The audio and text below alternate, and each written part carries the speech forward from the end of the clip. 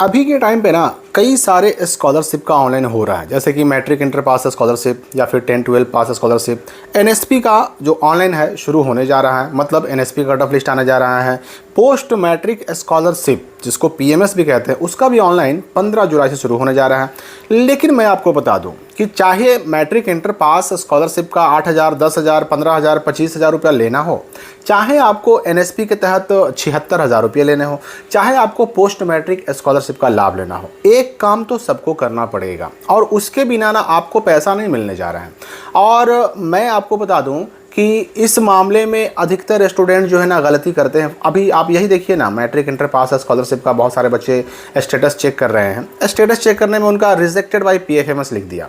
अब जब rejected by PFMS लिख दिया, मतलब साफ है कि उनको पैसा मिलने नहीं जा रहा है, उनको पैसा बिल्कुल नहीं मिलेगा। तो ऐसे केस में बच्चे करें क्या?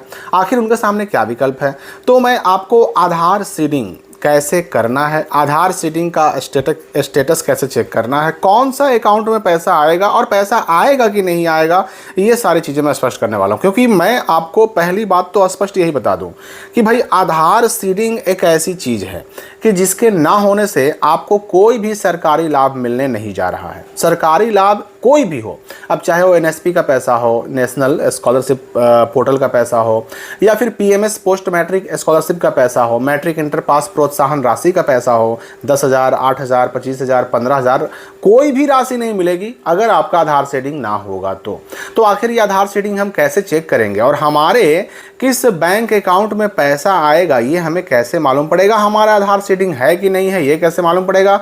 और अगर नहीं है तो बड़े आराम से आप खुद से ही अपना आधार सीडिंग कर सकते हैं।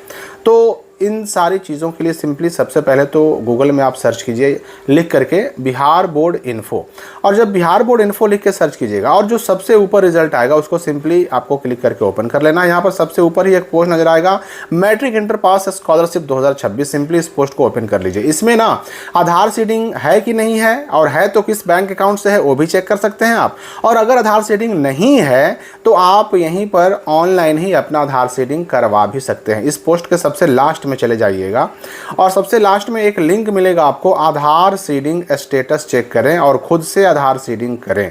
तो सबसे पहले हमें करना है क्या? तो स्टेटस चेक करना है ये वाले लिंक से कि हमारा आधार सीडिंग है कि नहीं। क्लिक करके हम ओपन कर लेंगे। हमारे सामने जो है ना एनपीसीआई का वेबसाइट खुल जाएगा। ठीक है, अब जब ये वेबसाइट खुल जाएगा तो हमें सबसे पहले क्या करना है कि इस वेबसाइट में यहाँ पर जो ऊपर 3 लाइन दिख रहा है ना, इस पर चले जाना है।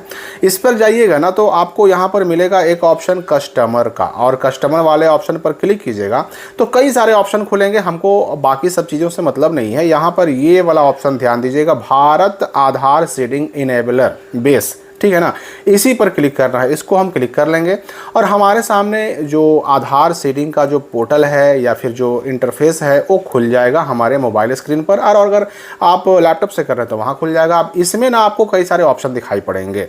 ये जो ऑप्शन देख रहे हैं आप, आधार सीडिंग, डी सीडिंग, आधार सीडिंग करना है तो भी इसी ऑप्शन में जाना है, आधार सीडिंग हटाना है तो भी इसी ऑप्शन में जाना है, जिसको हम लोग डी सीडिंग कह सकते हैं।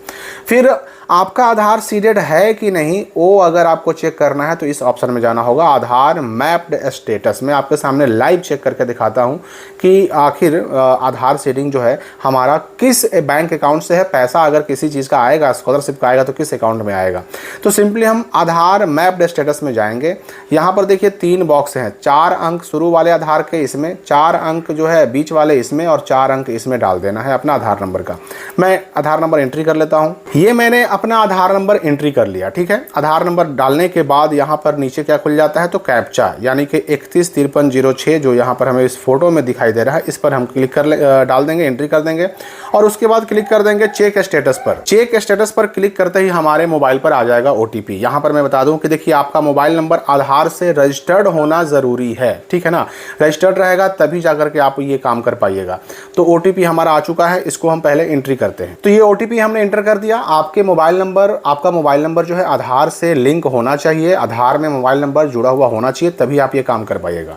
उसके बाद हम कन्फर्म पर क्लिक कर देंगे। देखिए हमारे सामने खुल गया क्या, आधार मैप्ड स्टेटस, ठीक है ना। और इसमें यहाँ सबसे पहले तो आधार नंबर है जिसका लास्ट अंक 4 अंक दिखाई दे रहा है। मैपिंग स्टेटस में लिखा हुआ है इनेबल फॉर डीबीटी, और यही होना चाहिए। इनेबल फॉर डीबीटी का मतलब है कि आपका डीबीटी लिंक है। आधार सीडिंग को ही डीबीटी लिंक भी कहा जाता है। तो इनेबल फॉर डीबीटी है मतलब ठीक है, मतलब आधार सीडिंग है, ठीक है। और कौन से बैंक अकाउंट, आखिर मेरा जो है कई सारा बैंक अकाउंट है, तो आखिर मेरे किस बैंक अकाउंट से ये सीडेड है, तो स्टेट बैंक ऑफ इंडिया में जो मेरा जो है बैंक अकाउंट है उससे सीडेड है। मतलब अगर मैं स्कॉलरशिप का फॉर्म भरूं, या फिर मुझे अगर अपने गैस कनेक्शन का, जो मैं गैस सिलेंडर उठाता हूं उसका अगर जो ये सब्सिडी आता है वो सारी चीज़ें, या फिर किसी तरह का सरकारी लाभ, वो सब अगर आएगा तो मेरे स्टेट बैंक वाले अकाउंट में ही आएगा। और लास्ट मैंने कब सीडिंग किया था, तो 23 अक्टूबर 2017 को ये मैंने सीडिंग किया था। और ये जो है ना, इस 4 चीज़ को देख लीजिए, ये खास करके मैपिंग स्टेटस जो है इसको देख लीजिए, इनेबल है मतलब साफ है कि आपका डीबीटी लिंक है। आपको कुछ भी करने की ज़रूरत नहीं है, आप उस बैंक को देख लीजिए, उस बैंक में आपका जो भी अकाउंट है उसी में आपका पैसा आएगा। तो मतलब साफ है कि आप यहाँ पर जब चेक कीजिएगा, यहाँ पर मान लीजिए पीएनबी लिखा हुआ है, मतलब पीएनबी में जो आपका अकाउंट खुला हुआ होगा उसी में पैसा आएगा। मान लीजिए बैंक ऑफ इंडिया लिखा हुआ है, मान लीजिए कि मध्य बिहार ग्रामीण बैंक लिखा हुआ है, या फिर इंडिया पोस्ट पेमेंट बैंक लिखा हुआ है, जो बैंक का नाम रहेगा आपके उसी बैंक के उसी अकाउंट में पैसा आएगा। कोई भी स्कॉलरशिप का, चाहे एनएसपी हो, चाहे मैट्रिक इंटर पास स्कॉलरशिप हो, चाहे पीएमएस का ही क्यों ना हो। चलिए आधार सीडिंग तो हमने देख लिया, चलिए ठीक है। मान लीजिए यहाँ पर इनेबल फॉर डीबीटी नहीं है, मतलब सीडिंग नहीं है, तो क्या करना होगा, तो उसके लिए सिंपली हम चले जाएंगे या तो उस पोस्ट पर या फिर यहाँ होम पर भी क्लिक करके, और यहाँ पर जो है आधार सीडिंग डीसीडिंग वाले ऑप्शन पे आ जाएंगे, ठीक है ना। यहाँ पर जो है कंफर्म करने का रहा है, इसलिए क्योंकि मैंने दूसरा पोर्टल खुला हुआ था, दूसरा लिंक खुला हुआ था। यहाँ पर सिंपली क्या करना है, हमें फिर से वही अपना आधार नंबर एंट्री करना है। मैं अपना आधार नंबर एंट्री कर देता हूँ पहले।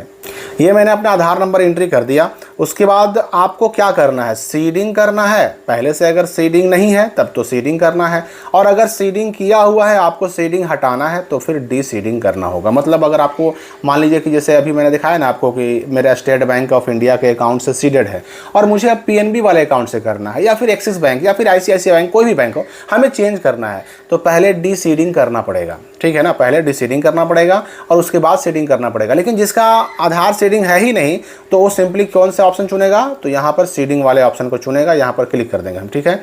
अब यहाँ पर आपको अपना जो है बैंक चुनना पड़ेगा कि किस बैंक में आपको सीडिंग करना है। चलिए मान लीजिए एक एग्जांपल के लिए बैंक ऑफ इंडिया, मुझे बैंक ऑफ इंडिया के अपने अकाउंट में, मेरा अकाउंट खुला हुआ है, उससे सीडिंग करना है। तो यहाँ पर 3 ऑप्शन पूछते हैं, फ्रेश सीडिंग यानी पहली बार सीडिंग कर रहे हैं आप, या फिर मूवमेंट मतलब एक बैंक से दूसरे बैंक में जाना हो तो इस ऑप्शन का इस्तेमाल कर सकते हैं। Movement same bank with another account, मतलब बैंक वही है, मेरा बैंक वही है, बैंक ऑफ इंडिया ही है, लेकिन बैंक ऑफ इंडिया के एक अकाउंट से दूसरे अकाउंट में मुझे करना है। फिर एक मूवमेंट वाला है, from one bank to another bank. जैसे अगर मुझे बैंक ऑफ इंडिया में पहले से सीडिंग है और दूसरे बैंक में एसबीआई में करना है तो ये वाले ऑप्शन को हम चुनेंगे। लेकिन अगर पहली बार हम सीडिंग कर रहे हैं तो फ्रेश सीडिंग में जाएंगे, फ्रेश सीडिंग पर टिक कर देंगे और अपना वो जो मैंने बैंक ऑफ इंडिया चुना, या आप एसबीआई चुनते हैं तो एसबीआई, वो वाला अकाउंट नंबर आपको इसमें भी, यानी कि ये वाले बॉक्स में भी और इसके साथ साथ दोनों बॉक्स में, अर्थात ये वाले बॉक्स में और ये वाले बॉक्स में डाल देना है। और उसके बाद यहाँ टिक कर देना है, ठीक है। और टिक करने के बाद यहाँ पर ये कैप्चा जो है, ये कैप्चा डाल देना है, और इस कैप्चा को डालने के बाद सबमिट कर दीजिएगा। आपका आधार सीडिंग 2 से 4 दिन होते होते कंप्लीट हो जाएगा, ठीक है ना। बिल्कुल आसान प्रक्रिया है, बहुत ईजिली हो जाएगा। और अपना आधार सीडिंग का यहाँ से सबमिट कर दिए। अब उसको चेक करना है कि भाई मेरा स्टेटस कहाँ तक पहुँचा, तो उसके लिए सिंपली फिर से होम में जाइए और यहाँ पर जो है ना रिक्वेस्ट स्टेटस चेक में आपको जाना पड़ेगा, ठीक है ना। रिक्वेस्ट स्टेटस चेक में जाइएगा तो यहाँ चुनना पड़ेगा कि आपने सीडिंग के लिए अप्लाई किया है कि डी सीडिंग के लिए, और किस दिन आपने अप्लाई किया है। और रेफरेंस नंबर वहाँ पर सबमिट करने के बाद जो रेफरेंस नंबर देगा वो रेफरेंस नंबर यहाँ डालना होगा, कैप्चा डालना होगा, और आप अपना सीडिंग स्टेटस या डी सीडिंग स्टेटस भी चेक कर सकते हैं। तो आप इस काम को ना हर हाल में कर लीजिए, चेक कर लीजिए कम से कम।